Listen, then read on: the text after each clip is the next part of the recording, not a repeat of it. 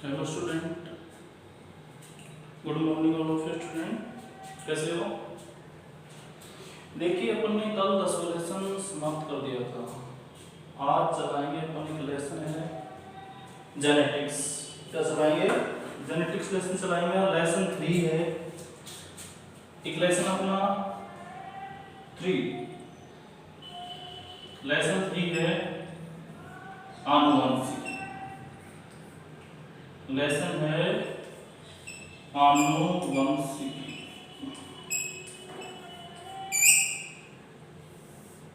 Genetics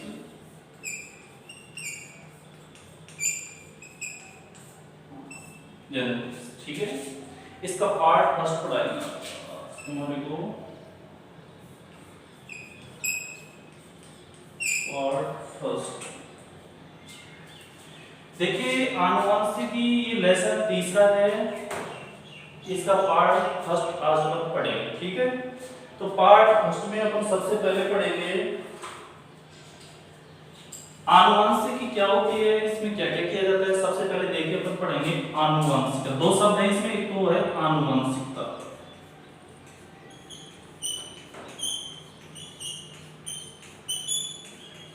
आनुवंशिकता, और एक शब्द है विभिन्नता।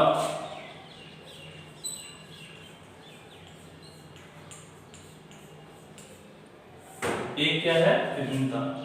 अब आनुवंशिकी में हम एक तो आनुवंशिकी में एक तो आनुवंशिकता और एक विभिन्नता, इन दोनों का क्या करेंगे? अध्ययन करेंगे, ठीक है। अब देखिए आनुवंशिकता क्या होती है।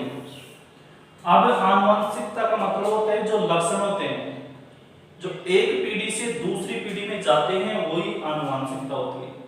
यानी लक्षणों का एक पीढ़ी से दूसरी पीढ़ी में जाने को ही क्या कहा जाता है? आनुवंशिकता। या लक्षणों का जनकों से, जन क्या हुए? माता पिता हुए, यानी लक्षणों का अपने माता पिता से संतति में जाना ही क्या होता है? आनुवंशिकता कहलाता है, ठीक है। तो क्या इसकी परिभाषा देखिए, लक्षणों का एक पीढ़ी से दूसरी पीढ़ी में जाना। लक्षणों का एक पीढ़ी से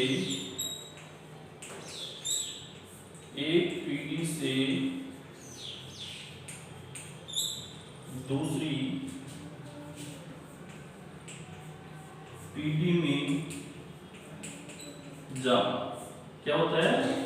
लक्षणों का एक पीढ़ी से दूसरी पीढ़ी में जाना ही आनुवंशिकता कहलाता है, ठीक है। क्या कर रहे हैं? दूसरी पीढ़ी में जाना ही क्या कहलाएगा तुम्हारा? आनुवंशिकता। अब देखिए विभिन्नता क्या होती है, इसकी डेफिनेशन कैसे बोल सकते हो? लक्षणों का जनकों से संतति में जाना। लक्षण होते हैं तो माता पिता से किस में जाएंगे? माता पिता से संतति में, वही क्या कहलाएगा? आनुवंशिकता। अब देखिए विभिन्नता क्या होती है। यानी विभिन्नता जैसे ही यहाँ पर संतति में जो लक्षण आ गए, अब संतति में लक्षण समान भी हो सकते हैं और कुछ लक्षण मिलते जुलते भी हो सकते हैं, कुछ अलग भी, लेकिन मिलेंगे अपने जनरेशन से ही, किसी पीढ़ी से मिलेंगे, ठीक है। तो विभिन्नता का मतलब होता है अलग अलग, ठीक है। देखिए क्या क्या गुण। तो संतति में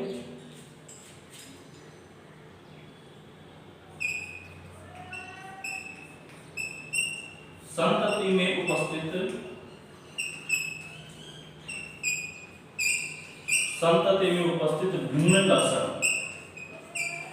संतति में उपस्थित भिन्न लक्षण जो आपस में तथा जनकों से भिन्न, ठीक है। यानी संतति में जो भी लक्षण आए, या तो किसमें? आपस में, तथा एक जनकों से भिन्न हो, या तो अपने माता पिता से मेल नहीं हो रहे लक्षण, ठीक है। यहां से लक्षण तो आ रहे हैं, लेकिन ध्यान दें संतति में जो भी लक्षण आए वो आपस में तथा जनकों से क्या हो? भिन्न, ठीक है। वो होता है विभिन्नता, ठीक है। तो ध्यान रखना, संतति में उपस्थित भिन्न लक्षण जो आपस में तथा जनकों से भिन्न हो, वो क्या कहलाएगा? विभिन्नता कहलाएगा, ठीक है जी। अब देखिए ये हो गई विभिन्नता और ये हो गई आनुवंशिकता, ठीक है। तो विभिन्नता में क्या होता है? जो भी लक्षण आते हैं यहाँ से, या तो अपने माता पिता से मैच नहीं खा रहे हो, और या फिर स्वयं से ही अपने भाई बहनों से मैच नहीं हो रहे हैं, ठीक है, वो आता है विभिन्नता में, ठीक है। अब देखिए, अब इन दोनों का अध्ययन किया जाता है, एक तो आनुवंशिकता का और एक किया जाता है विभिन्नता का, ठीक है। यानी जीव विज्ञान की वह शाखा, किसकी, जीव विज्ञान की वह शाखा जिसके अंतर्गत आनुवंशिकता व विभिन्नताओं का अध्ययन किया जाता है, उसे क्या बोलते हैं, आनुवंशिकी कहते हैं, ठीक है। किस किस का अध्ययन किया जाता है, यानी जीव विज्ञान की वह शाखा जिसके अंतर्गत आनुवंशिकता तथा विभिन्नता दोनों का अध्ययन किया जाता है, वो कहलाती है आनुवंशिकी। क्या कहलाएगी, यानी दोनों का अध्ययन करना,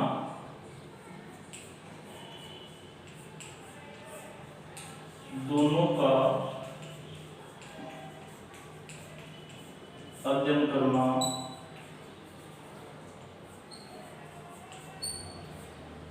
दोनों कौन कौन हो गए, दोनों का अध्ययन करना, एक तो आनुवंशिकता और विभिन्नता का क्या कहलाएगा, वो कहलाएगा आनुवंशिकी कहलाएगा। क्या कहलाएगा, आनुवंशिकी।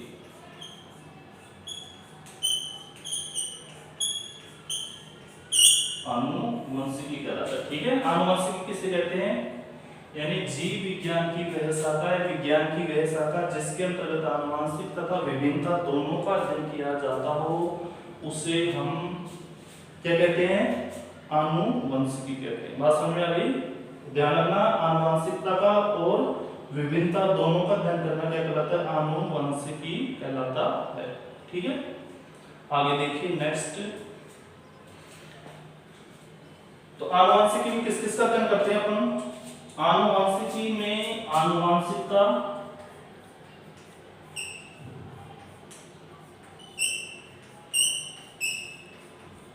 आनुवंशिकता प्लस विभिन्नता,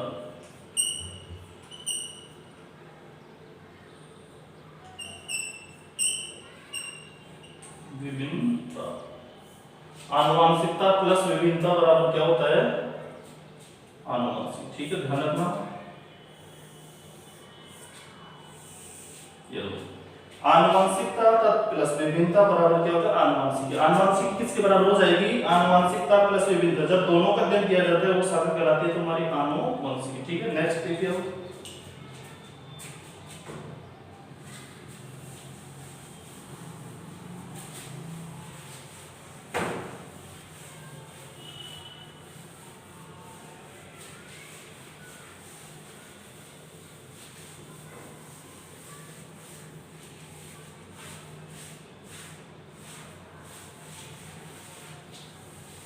अब देखिए आनुवंशिकी के बारे में कुछ महत्वपूर्ण पॉइंट पढ़ेंगे अपन। आनुवंशिकी किसके बारे में, आनुवंशिकी। अब आपको पता होना चाहिए आनुवंशिकी क्या होता है, जिसमें दोनों का अध्ययन किया जाता है, वो आनुवंशिकी होती है। अब देखिए आनुवंशिकी शब्द सर्वप्रथम देखो, कौन सा शब्द, ये शब्द आनुवंशिकी शब्द, आनुवंशिकी शब्द सर्वप्रथम दिया था विलियम बैटसन ने। किसने दिया था, विलियम बैटसन ने,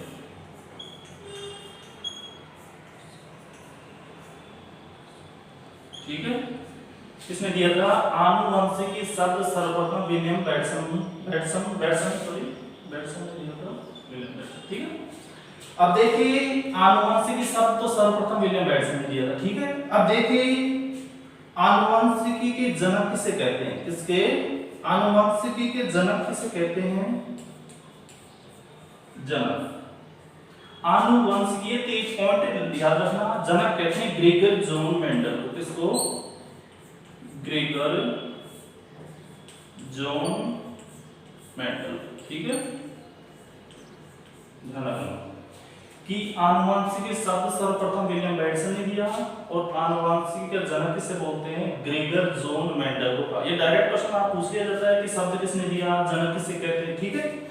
अब यहाँ पर देखिए आनुवंशिकी में ग्रेगर जॉन मेंडल होता है। अब ग्रेगर जॉन मेंडल ने कौन सा प्रयोग किया था, मटर के पादप। कौन सा पादप चुना, देखिए ग्रेगर जॉन मेंडल ने कौन सा पादप चुना,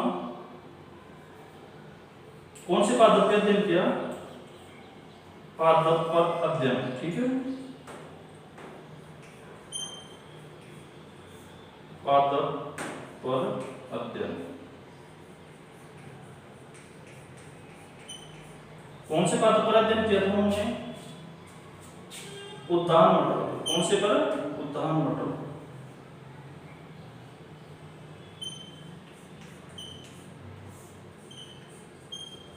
उद्यान मटर जिसका वैज्ञानिक नाम है पाइसम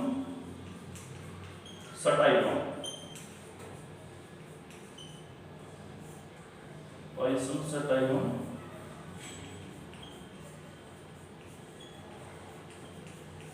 ठीक है, ध्यान रखना।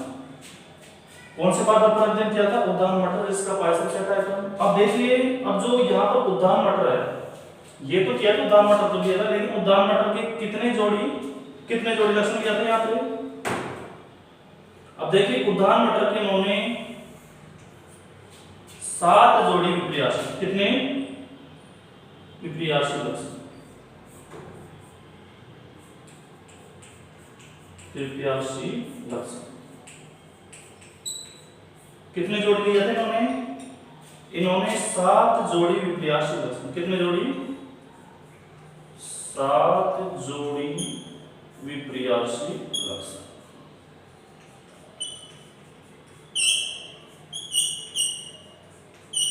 कितने जोड़ी? 7 जोड़ी। ठीक है, फिर दोबारा सुनिए। आनुवंशिक शब्द विलियम बेटसन ने दिया। आनुवंशिक जनक ग्रेगर जॉन मेंडल को। ग्रेगर जॉन मेंडल कौन सा पादप चुना?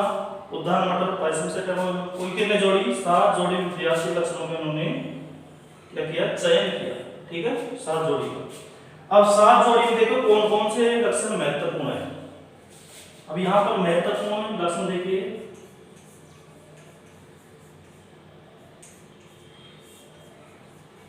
महत्वपूर्ण लक्षण।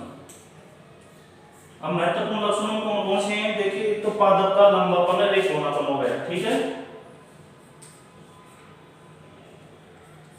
पादप का लंबापन या कोनापन। 7 जोड़ी होते हैं। 7 जोड़ी में कौन कौन से महत्वपूर्ण लक्षण है? पादप का लंबापन, या लंबा होगा या बौना होगा। पहला लक्षण तय हो गया।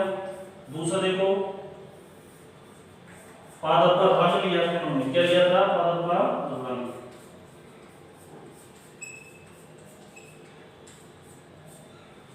पादप का रंग हरा या पीला। ठीक है, पीला या हरा, पीला है हरा। एक इन्होंने बीज की आकृति ली थी, थर्ड में बीज की आकृति।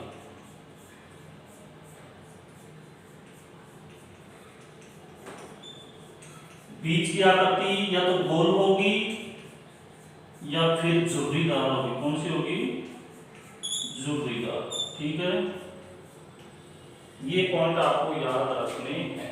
दोबारा सुनो, एक बार रिपीट मार रहा हूं मैं कि आनुवंशिकी में दोनों का अध्ययन किया जाता है, आनुवंशिकता का और विभिन्नताओं का। ठीक है, अब देखिए, आनुवंशिक शब्द विलियम बेटसन ने दिया था। जनक ग्रेगर जॉन मेंडल को कहा जाता है। कौन से पादप पर अध्ययन किया था? उद्यान मटर पर किया था। कितने जोड़ी विपर्यासी लक्षणों पर? 7 जोड़ी विपर्यासी लक्षणों पर। और कौन कौन से लक्षण महत्वपूर्ण थे? पादप का लंबापन, बौनापन, पादप का रंग पीला व हरा, बीज की आकृति गोल व झुर्रीदार। ठीक है, हम नेक्स्ट देखिए अपन।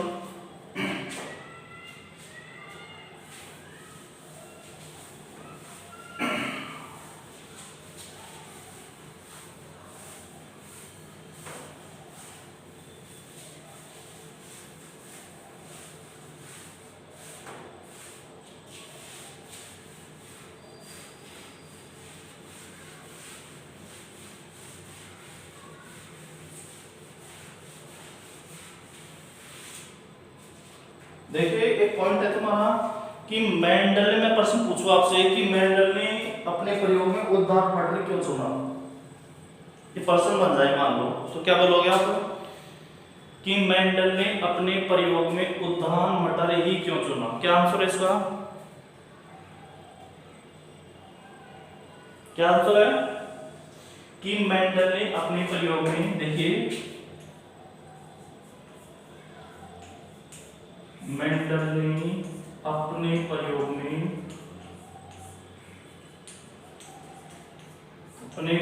में उद्यान मटर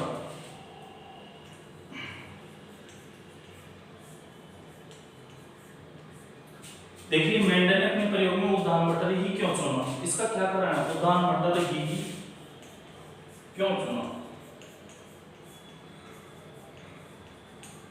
कोई रीजन होगा, कोई कारण हो सकता है।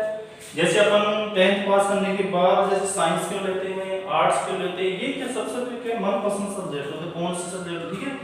क्या था मेंडल ने अपने प्रयोग में उदाहरण मटर, तो और भी तो पादप थे लेकिन इन्होंने मटर का पादप ही क्यों लिया, देखिए इसके क्या कारण हो सकते हैं। देखिए पहला कि मेंडल ने उदाहरण मटर इसलिए लिया, इसमें मटर के पौधे में एक वर्षीय गुण था, कौन सा, एक वर्षीयता का गुण, एक वर्षीयता, एक वर्षीयता का गुण, इसका मतलब क्या हुआ एक वर्षीयता गुण, कि एक वर्षीयता का मतलब ये होता है कि उदाहरण मटर में एक वर्षीयता का गुण पाया जाता है। एक वर्ष में जैसे अनेक पीढ़ी से एक वर्ष में काफी सारी किस्मों का अध्ययन करके ये क्या कर सकता था, अध्ययन कर लेता। जैसे एक वर्ष में 3-4 किस्मों का अध्ययन कर लेता, तो एक वर्ष से मतलब एक वर्ष में ही क्या हो जाता है, वो अलग अलग उसमें लक्षण पाए जाते हैं, ठीक है। यानी एक वर्षीयता का गुण होने के कारण ही एक ही वर्ष में काफी बार ये क्या कर लेता था, किस्मों का चयन कर लेता, ठीक है। ये वह एक वर्ष से, ठीक है। दूसरा देखिए द्विलिंगी पुष्पों की उपस्थिति, कौन सा है, द्विलिंगी, द्विलिंगी पुष्पों की उपस्थिति,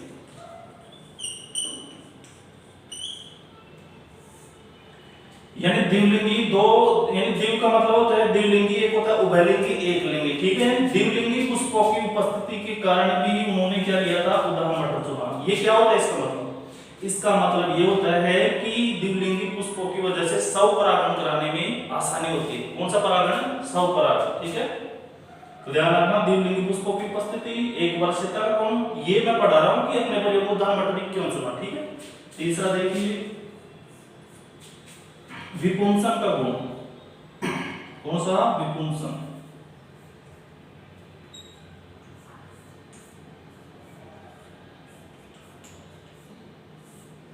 विपुंसन का गुण। अब ये क्या होता है विपुंसन गुण, विपुंसन का मतलब होता है जो द्विलिंगी पुष्प होते हैं, कौन से पुष्प, द्विलिंगी पुष्प,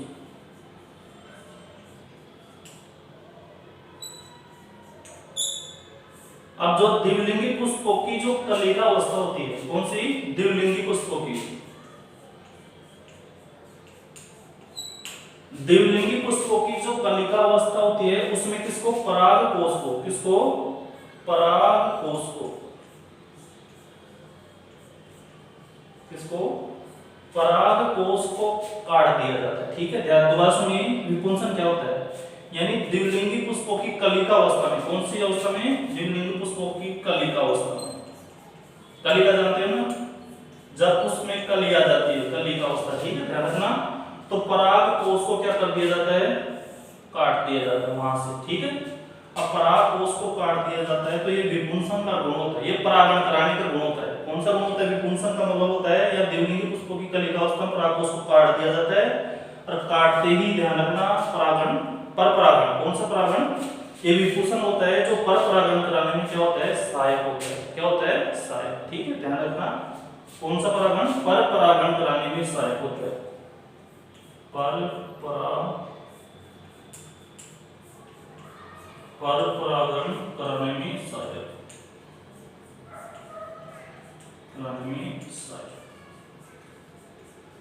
ठीक है, पर परागण कराने में सहायक होता है, ठीक है। तो दोबारा सुनिए कि मेंडल ने अपने प्रयोग में उदाहरण मटर क्यों चुना, क्योंकि उदाहरण मटर में एक वर्षीयता का गुण पाया जाता है, एक वर्ष में वो कई किस्मों का अध्ययन करके अपने प्रयोग को आगे बढ़ा सकता है, ठीक है। दूसरा है द्विलिंगी पुष्पों की उपस्थिति, ठीक है। अब द्विलिंगी पुष्प क्या होते हैं, अब द्विलिंगी पुष्प क्या होता है, इसमें द्विलिंगी पुष्पों का मतलब ये होता है इसमें स्वपरागण कराने में सहायता मिलती है और विपुंसन का गुण होता है, ठीक है। अब देखिए एक और होता है जैसे पादप में विभिन्न प्रकार के लक्षण पाए जाना, ये भी इसमें आ जाएगा, ठीक है। जैसे लंबापन, बौनापन, बीज क्या करते हैं, ठीक है, ये पुष्पों क्या करते, ठीक है, ये भी इसमें आता है, ठीक है, ध्यान रखना, चौथा पॉइंट। अब आगे देखिए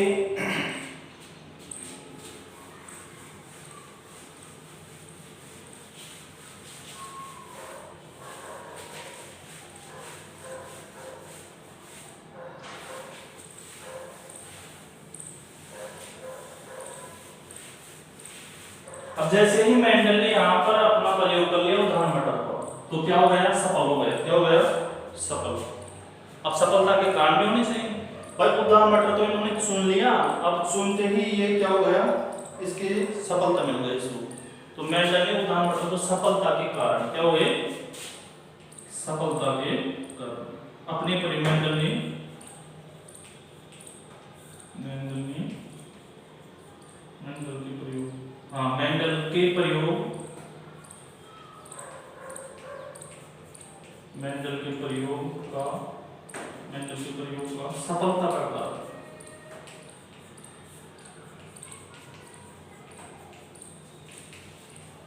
सफलता का कारण। अब सफलता का कारण क्या होगा, आप ही इस क्वेश्चन का जवाब आप ही दे सकते हो कि जैसे मान लो आपने 10th पास कर ली, 11th में जैसे आपने साइंस सब्जेक्ट ले लिया और साइंस सब्जेक्ट लेते 11th में 12th आप पास कर ले, पास आउट हो गए, ठीक है। अब जैसे मैं आपको पूछ लिया जाए कि आपने आपकी सफलता का कारण बता दीजिए, तो आप बताओगे हमने इतनी इतनी पढ़े, ऐसे ऐसे पढ़े हमने, ऊपर जाके पढ़े हमने, ठीक है। ध्यान रखना, तो ये ध्यान रखें कि मेंडल ने अपने प्रयोग में सफलता के कारण क्या था। अब सफलता का कारण यह था कि जैसे मेंडल जब प्रयोग करता था एक बार में, हम जैसे एक बार में एक ही पादप पर वो क्या करता था, प्रयोग करता था, ठीक है। एक बार में एक ही पादप को चयन करता था। तो पहला में क्या हो गया, मेंडल अपने प्रयोग में एक ही पादप का अध्ययन किया करता था। ऐसे नहीं जैसे अपन पढ़ते हैं एक बार साइंस पढ़ लिए, जैसे वो भी पढ़ लिए अपन ने, वो भी पढ़ लिए अपन ने, ठीक है। तो जो कॉन्ट्रासेक्शन होना चाहिए एक ही बात पर होना चाहिए। जिस प्रयोग में उन्होंने उदाहरण मटर लिया तो वो उदाहरण मटर पर ही क्या करने लगा, प्रयोग, ठीक है। ध्यान रखना, वो अपने प्रयोग में एक बार में एक ही पादप पर अध्ययन किया करता था, ये उसी से कारण सफल हुआ। दूसरा देखिए, दूसरा क्या है, अब दूसरा है मेंडल ने अपने प्रयोग में सांख्यिकी का उपयोग किया। किसका उपयोग किया, सांख्यिकी।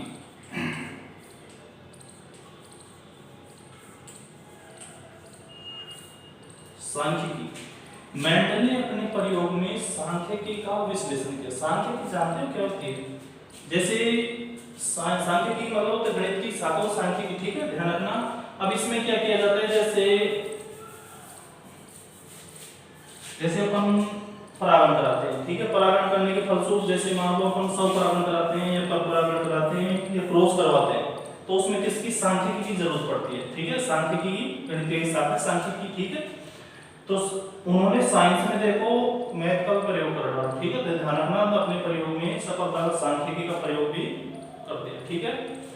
और तीसरा गुण है कि मेंडल ने अपने प्रयोग में सावधानीपूर्वक प्रयोग किया। मेंडल ने अपने प्रयोग को सावधानीपूर्वक, जैसे किसी प्रकार की कोई समस्या आई तो फिर उसको दोबारा किया उन्होंने, ठीक है। यानी बार बार प्रयोग करके उन्होंने, मेंडल ने क्या प्रयोग अपने आगे बढ़ाया। चौथा देखिए, जो मेंडल ने अपने प्रयोग को उदाहरण मटर पर किया, तो उदाहरण मटर को बार बार, जैसे मान लो कोई अशुद्धि रह गई उसमें, तो अशुद्धि रह गई तो उसको पहले नहीं फिर उसको दोबारा प्रयोग किया, ठीक है। दोबारा प्रयोग किया तो सावधानी प्रयोग करने के फलस्वरूप उदाहरण मटर क्या हो गया, सफल हुआ, ठीक है। बार बार प्रयोग करने की इसकी सफलता के कारण है, ठीक है। आगे देखिए,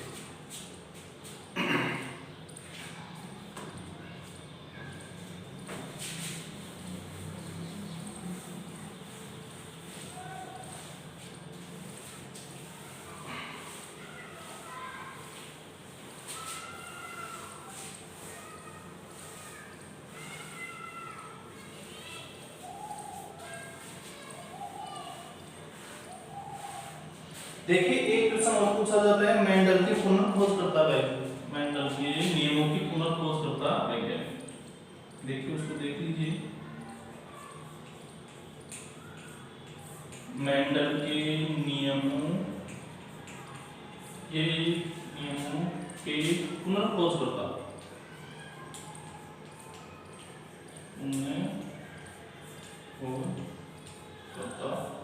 अब देखिए मेंडल के नियमों के पुनर्खोजकर्ता वैज्ञानिक कौन कौन से हैं। देखिए 3 देश हैं, एक तो है ऑस्ट्रिया,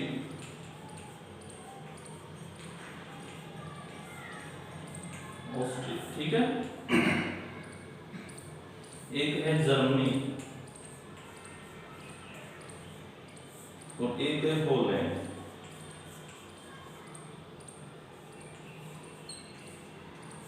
ठीक है, देखिए जर्मनी का था कार्ल पोरेंस, ठीक है,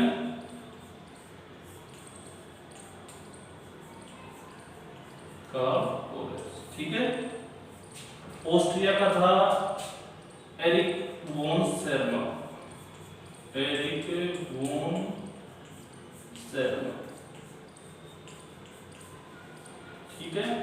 ऑस्ट्रेलिया का कौन था? एरिक वोन शेरमन। ये वैज्ञानिक हैं, ये देश है, ठीक है। ऑस्ट्रेलिया जैसे ये क्या किए, जैसे मेंडल ने पुनः खोज करता, दोबारा खोज कर दी, जैसे मेंडल ने तो अपने प्रयोग कर ही डाला, लेकिन उसके दोबारा खोज करने वाले कौन थे? ऑस्ट्रेलिया के एरिक वोन शेरमन थे, जर्मनी के कार्ल पोरेंस थे, और हॉलैंड के थे हुगो डी व्रीज। कौन था? हुगो डी व्रीज, ठीक है। कौन था? हुगो डी व्रीज, ठीक है, ध्यान रखना। हॉलैंड का कौन था? हुगो डी व्रीज था। जर्मनी का कौन था? कार्ल पोरेंस था। और ऑस्ट्रिया का कौन था? एरिक वोन शेरमन, ठीक है। तो ये थोड़ा सा ध्यान रखिए, पूछ लिया जाता है। तुरंत खोजकर्ता वैज्ञानिकों का नाम बताओ। जर्मनी का कौन था? जर्मनी का था कार्ल पोरेंस, ऑस्ट्रिया का एरिक वोन शेरमन, और हॉलैंड का हुगो डी व्रीज था, ठीक है, ध्यान रखना।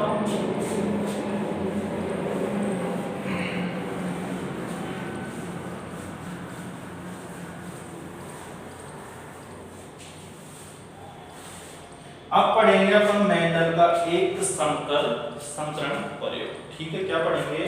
मेंडल का एक संकरण प्रयोग।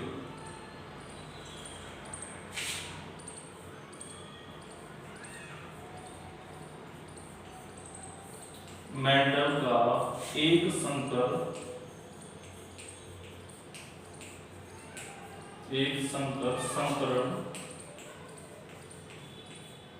प्रयोग, ठीक है, ध्यान रखना। मेंडल का एक संकरण प्रयोग। देखिए एक संकरण का मतलब क्या होता है? यहाँ मेंडल ने जब ये प्रयोग करा था एक संकरण, अब द्विसंकरण संकरण में करा, ठीक है, ध्यान रखना। द्विसंकरण संकरण आएगा इसमें। अब एक संकरण में एक जोड़ी विपर्यास लक्षणों का अध्ययन किया। ध्यान रखना, इसकी परिभाषा क्या है? मेंडल ने इस प्रयोग में एक जोड़ी विपर्यास लक्षणों का अध्ययन किया। एक जोड़ी कोई सी ले ली, जैसे लंबापन ले लिया, पदत्कार कोनापन ले लिया, ठीक है, एक जोड़ी हो गई।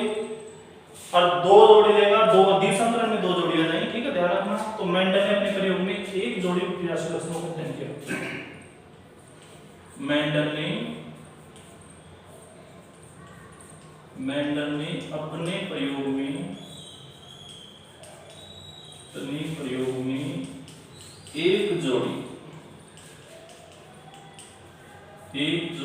जोड़ी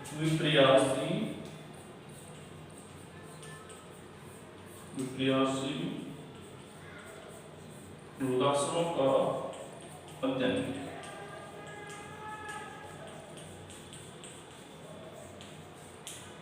ठीक, यानी मेंडल ने अपने प्रयोग में एक जोड़ी विपर्यासी लक्षणों का अध्ययन किया है। यही कहलाता है मेंडल का एक संकरण प्रयोग, ठीक है। अब देखिए इसमें कैसे कैसे एक संकरण में क्या क्या होता है, देखेंगे अपन। अब देखिए मेंडल ने अपने प्रयोग में एक जोड़ी विपर्यासी लक्षणों का अध्ययन किया। अब अध्ययन किया तो इसमें कौन कौन सा है ये अपन नेक्स्ट वीडियो में पढ़ेंगे, ठीक है। अब जैसे मेंडल ने अपने प्रयोग में एक जोड़ी विपर्यासी लक्षणों का अध्ययन क्यों किया, दो जोड़ियों को क्यों नहीं करा? दो जोड़ी तो द्विसंकरण में आएगा, ठीक है, तो ध्यान रखना। अब इसके बाद नेक्स्ट हेडिंग हम अगले नेक्स्ट वीडियो में देखेंगे। धन्यवाद।